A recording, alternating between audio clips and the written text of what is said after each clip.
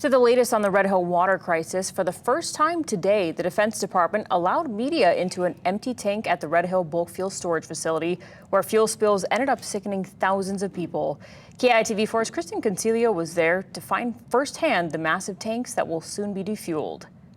We're here in Tank 19 at Red Hill as the Department of Defense prepares to defuel more than a dozen of these massive fuel tanks starting in October.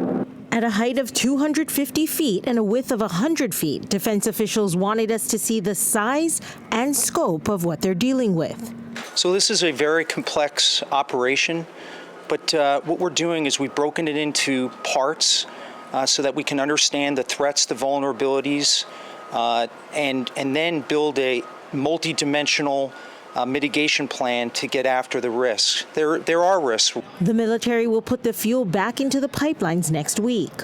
They need to do that to equalize the pressure before using gravity to remove almost 100 million gallons from the tanks. We're going to get out what we can through gravity, but at the end of gravity defueling, there will be about 100 to 400,000 gallons of fuel at low point drains and bends. That's after completing more than 250 repairs to pipelines, valves, and seals. We saw firsthand the exact spot where thousands of gallons of fuel spilled out and made its way into the drinking water system.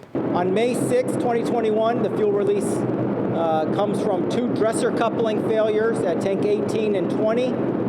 And then that fuel is then sucked up, and on November 20th, 2021, that fuel release happens about a mile and a half away at the ventilation down near in Adit 3.